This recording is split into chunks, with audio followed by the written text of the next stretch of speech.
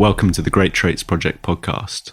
We investigate the character traits that drive great achievements and reveal the mindset behind success. Throughout these podcasts, we introduce you to remarkable individuals from the world of sport, business, the military, the arts, science, technology, groundbreaking explorers, and many more. We shed light on how they behave and what they believe, and we discuss their attitude to life. In November 2016, we released our first book, which is called Great Traits. The book reveals the 5 character traits that make successful people tick, and it can be found on Amazon by searching for Great Traits, or search for the author's name, Tobias Harwood, which is spelled Tobias, and then Harwood, Harwood. All the author's proceeds from the sale of the book are donated to the charity Walking with the Wounded. The reason why the proceeds are donated to the charity are explained in the opening chapter of the book. On this month's podcast, we meet Levison Wood. Levison is an author, explorer, and photographer. He spent a number of years as an officer in the British Parachute Regiment and served in Afghanistan. After leaving the army to pursue a full-time career as a writer and explorer, he completed a 9-month expedition walking the full length of the River Nile.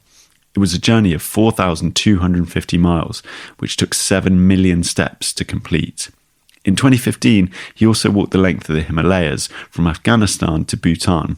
That was a journey of 1,700 miles, which took 4 million steps to complete. Both expeditions were documented in a Channel 4 series and an accompanying book. It's worth pointing out in this podcast, we don't go into the nitty-gritty of each expedition because we focus instead on Lev's career, his mindset, and what makes him tick. If you want to know more about the specific expeditions, i.e. the Nile and the Himalayas, I would recommend looking at the book and the Channel 4 series. As always, each podcast begins with each interviewee summarising their significant life events in 2 minutes. And with that, I give you Levison Wood.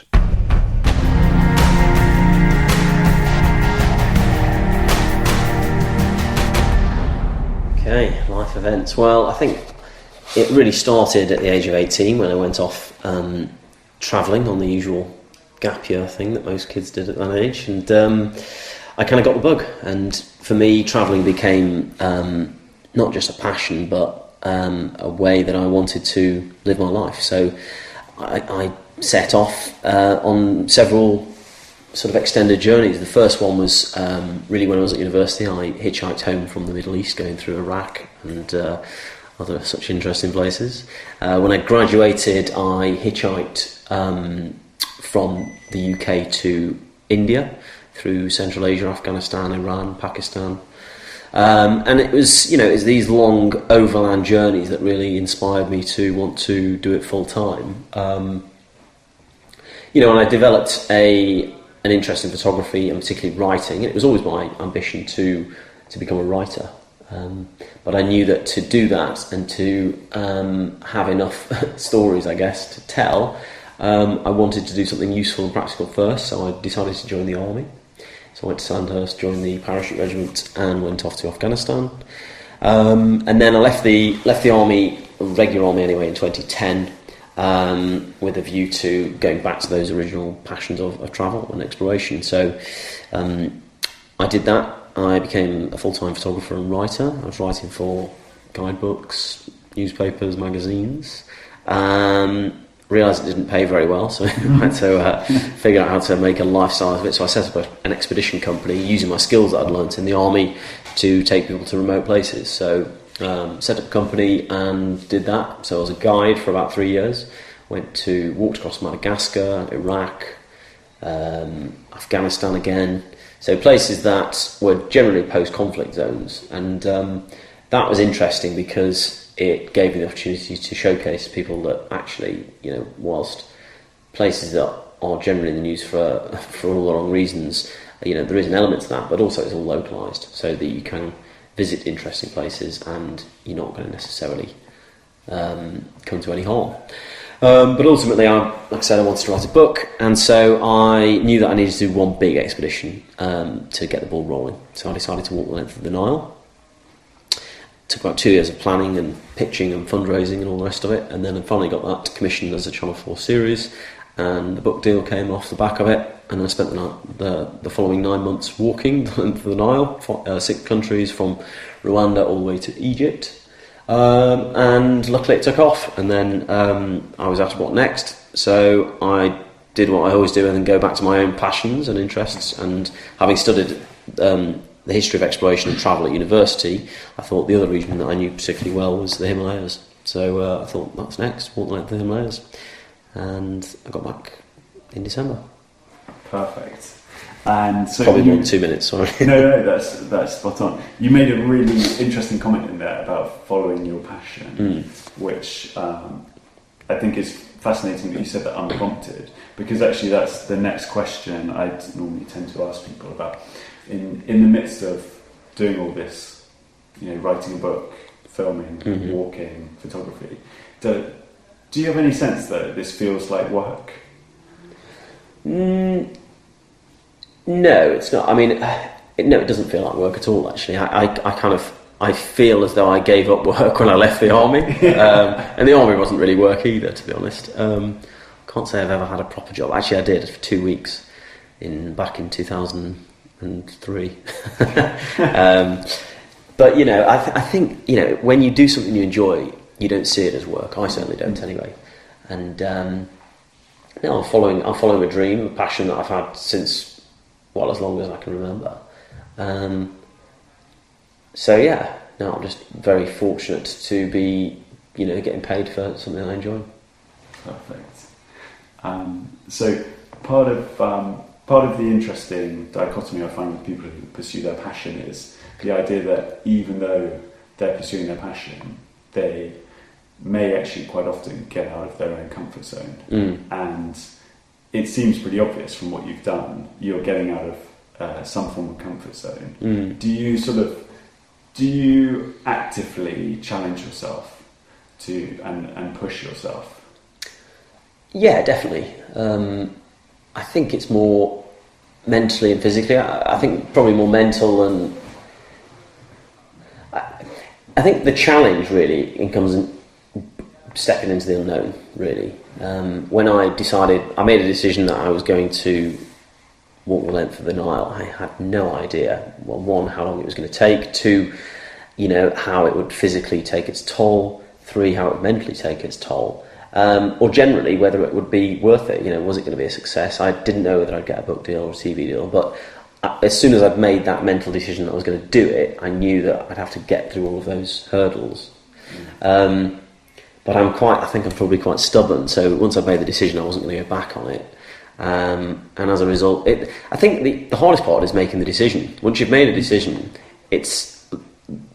you're no longer faced with a choice. All you have to do is figure out how to pull it off then. And that's the easy bit. It's interesting you say that, because I'm really interested in the idea of people doubting you as well. Yeah. And I was surrounded by doubters completely. Yeah. Everyone, my parents were like, "What the bloody hell are you doing?" Ridiculous idea. Can you sort of share your thoughts on how often you see doubters and then how you deal with them? I've faced doubters the whole way. When I remember looking back all the way to the first time I went travelling, deciding that I was going to go and hitchhike around the world. Everyone was like, "Oh, that's just don't be stupid," Or I remember it was 2003 going into Iraq, thinking this could be a really bad idea, in the middle of the war. And there were doubters then, and all the way through joining the army. Right, you'll never get into the paras. You're not fit enough. I was like, well, give it a go. And you doubt yourself, especially when you're surrounded by people asking those questions. You constantly doubt. But I think that's what probably drives me is the I don't think it's necessarily proving yourself. It's more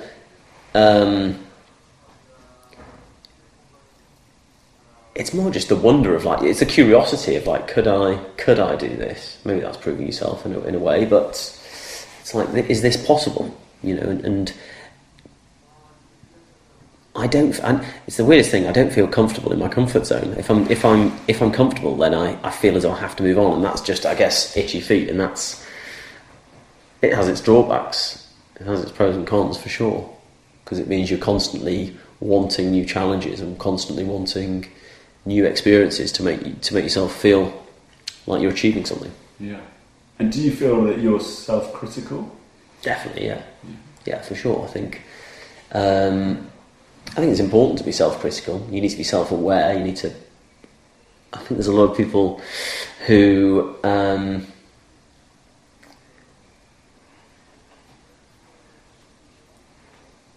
I don't know.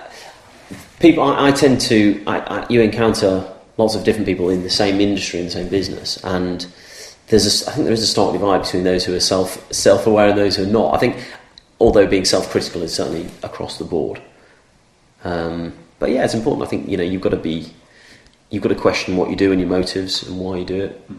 Yeah. And do you along the way? Yeah.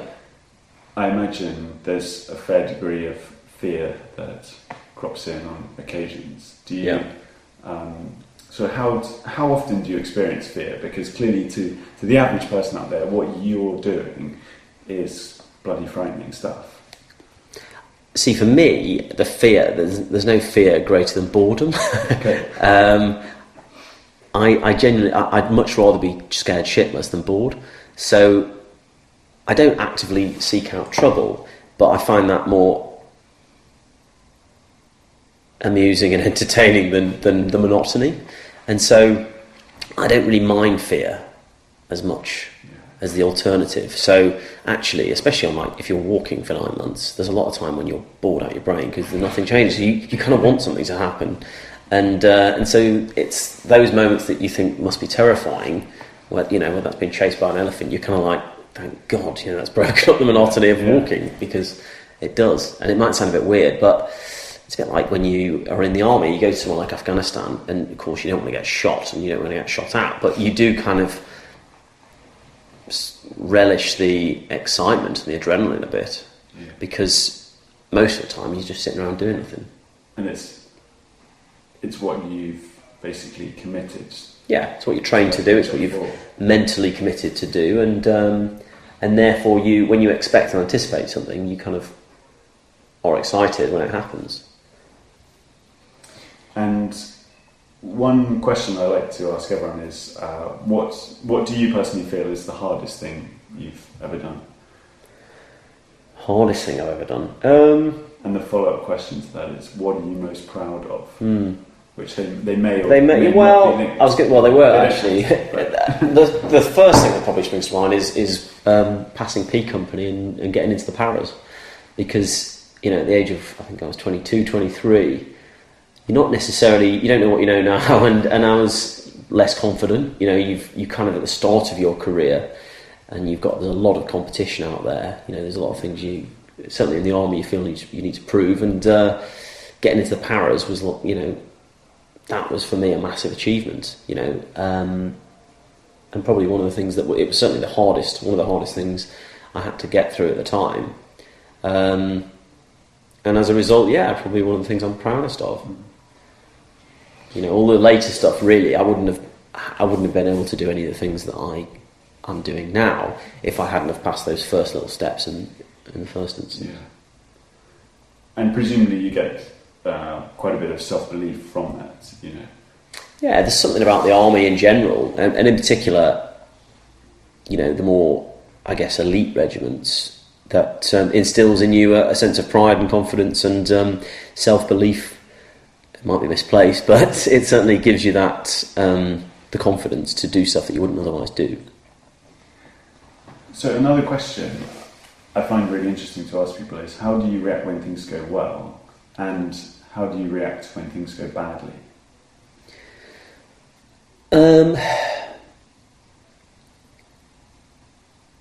I try and keep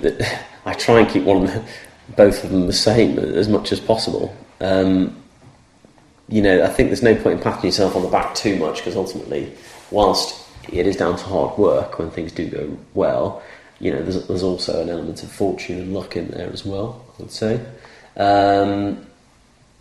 So I think it's important to try and keep a level head on both accounts, and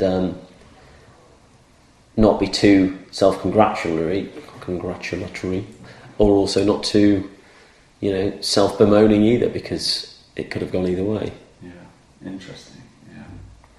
So I'm also interested in motivation and what motivates people. Can you sort of share what motivates you? If I'm brutally honest, it's probably the fear of having to go out and get a bloody job. I don't know.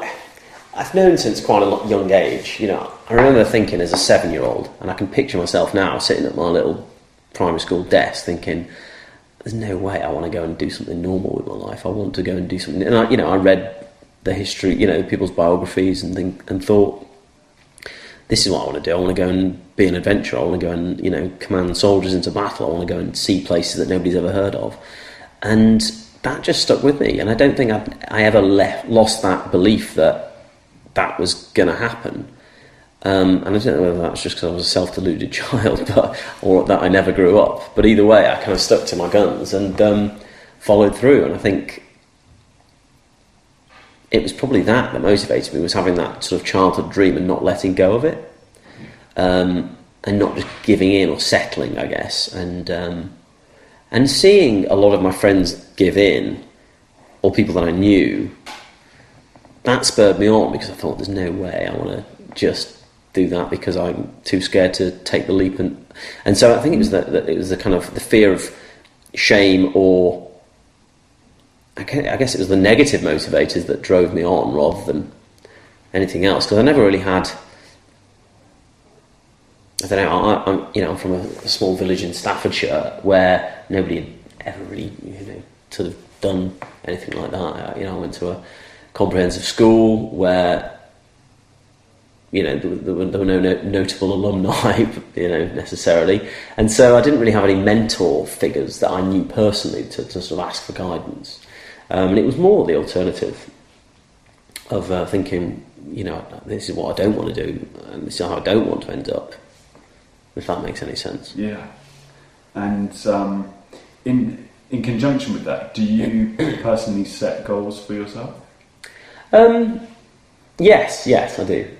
Or have done. I kind of, I did actually. I mean, it's kind of like, I don't know whether it's by luck or design, but every sort of 5 years I sort of have a bit of a review. And I think I started doing that when I was about 16. I thought, right, how am I going to get... Because I knew I wanted to join the army by the age of 16. I thought, how do I do that?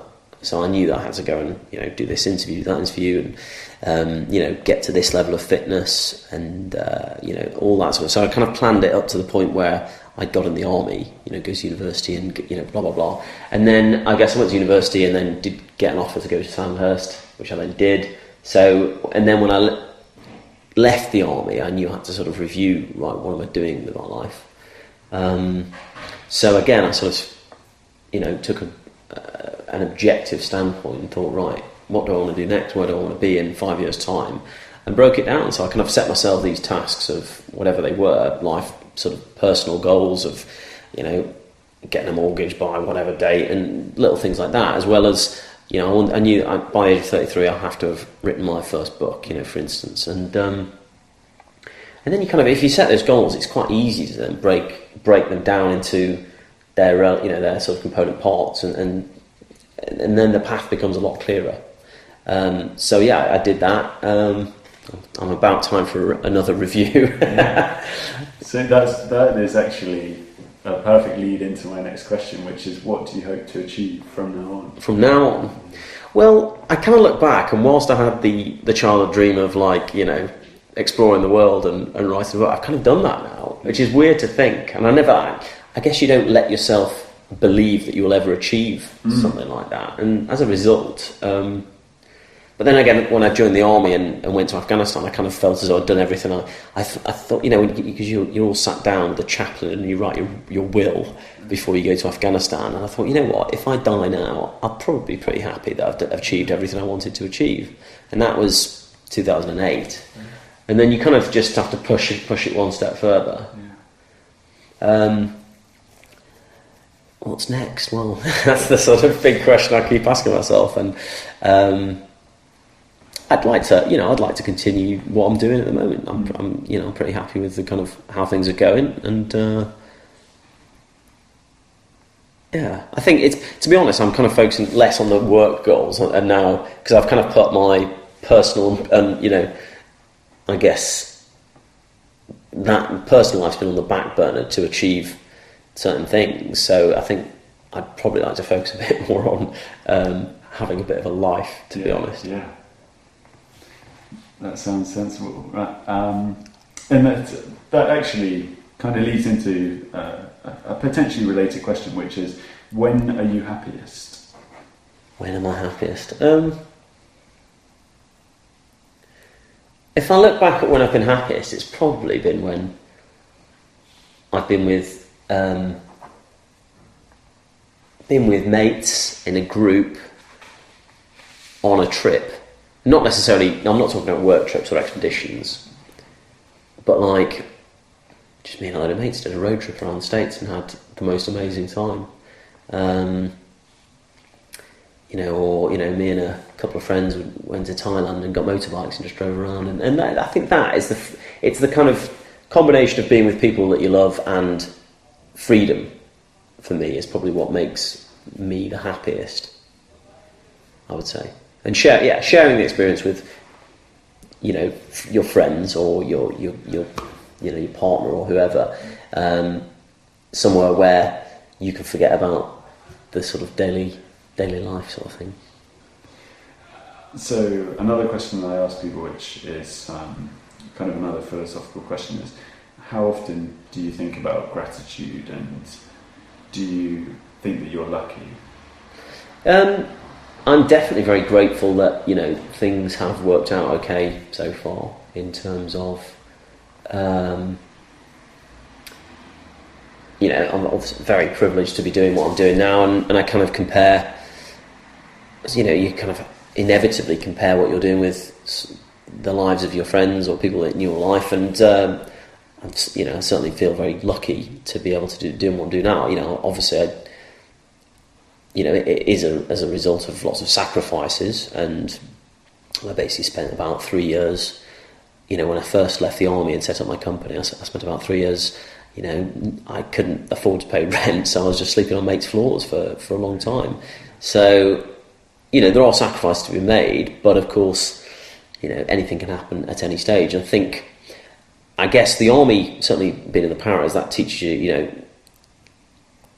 you make your own luck in this world. And that's true, but, I didn't get run over by a bus, for instance, or, I've still got 2 legs, whereas a lot of my friends in the army don't. And that is purely down to luck, so I think luck does play its part, and on both expeditions, there's been tragedies in the Nile when poor old Matt Power died. That could have been me, I guess, at any stage, or I could have been eaten by a crocodile, or gobbled by an elephant or something. Likewise, I went off a cliff in the last one, and I could quite easily be dead now. So, that's down to, well, call it luck, fate, God, whatever you want, really. But I'm very grateful to be alive. Yeah. That was remarkable. So you fell 150 meters. Yeah, it's 500 feet. That rolled about a dozen times. Yeah. It's just remarkable. And how's your arm? It's still there, but it's kind of like I've got a scar that goes all the way up to there from where the operation is. I need another operation. So that's basically probably like, what, 12 inches? 12 inches, yeah. Scar. Yeah. And you had it plated? Yeah. Yeah. Yeah. So, no, yeah, that was, an awful... it's the 3rd time that's happened to me now as well. Really? Yeah. When were the other occasions? The first time was in Afghanistan. It was before I joined the army. I hitchhiked across Afghanistan, and I was in a minibus, and the brakes failed on that as well. Luckily, we didn't go right off the edge. The driver, he could have jumped out at any stage, and quite a few other people did in the minibus, but he sacrificed himself, actually, and we basically, rather than driving off the edge, he managed to steer it into a lorry that was parked up just on the edge of the cliff, and basically he was mangled. But as a result, I'm still here. Wow. And then had another big car crash in Sudan 5 years ago. So, occupational hazards. A question which is quite linked to this is, how often do you think about your own mortality? when stuff like that happens quite a lot. Yeah. I tend not to in London just because you get so wrapped up in normal life that you don't really bother, but like certainly when I'm travelling and mortality is more apparent, then I think about it quite a lot. More and more as I grow older. I never used to. Until I was 26, I don't think it ever crossed my mind. You just think you're going to live forever.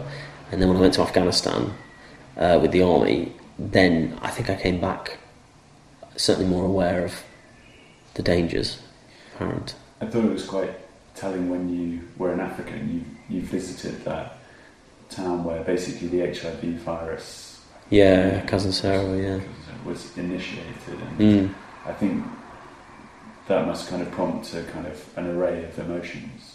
Yeah, places like that. I mean, even before then, I'd travelled across parts of Africa that, had seen... When we were going to South Sudan a year before, we came across a village that had been completely burnt out by rebels. They'd attacked it, killed everyone. And there was just one little woman sat there. She'd managed to happen like a week before. And we came across this scorched village, and there was a woman just sat there completely dazed with a baby crying, just in the middle of this completely razed, shocking scene. And she'd only been survived by pretending to be dead, and she was literally sat there for a week starving because nobody had been to do anything about it. Right. So that kind of, when you see that side, sort of stuff, then I don't know. It's horrible to think about, but then I guess the more you see of it, the more you become slightly immune to it. Yeah. I guess. Yeah. And it's quite difficult then to come back to London, or let's just say a large, developed city, and then kind of look at it the same way. Well, it is. I mean, I kind of got over that. When I got back from Afghanistan in 2008, I think that probably did affect me, coming back and just realising nobody cares, nobody cares what you've been through, nobody cares what you've seen, and the grossness of living in a city in the... I think that I was quite angry for about 6 months after coming back from Afghanistan.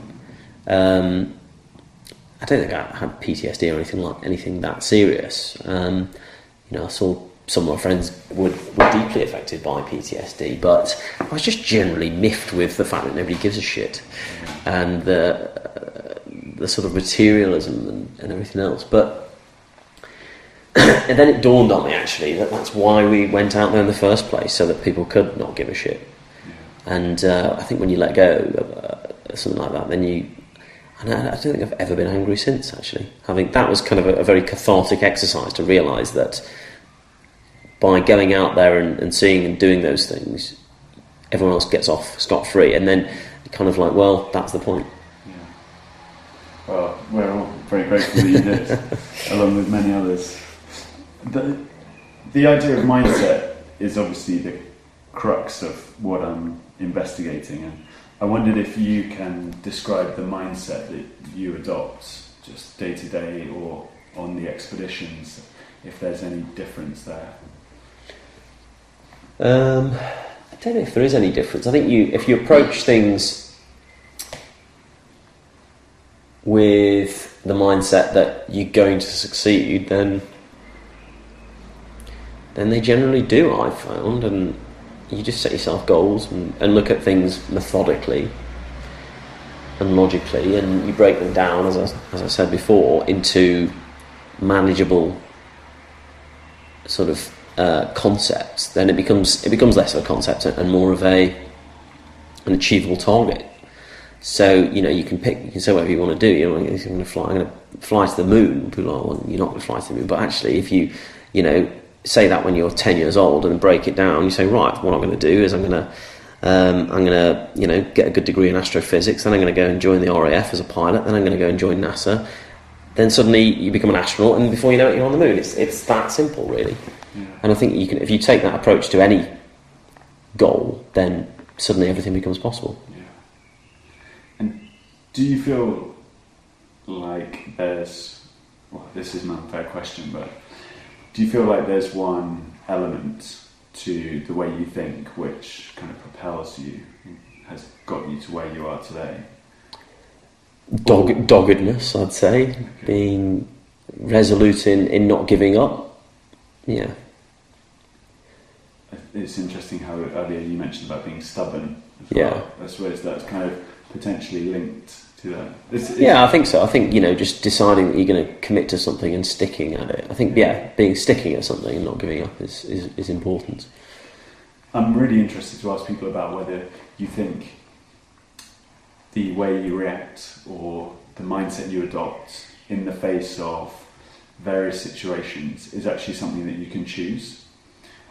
And I wondered if you thought about that. And do you think that the way you react to a situation or the mindset you adopt is a choice? It might be. I don't know.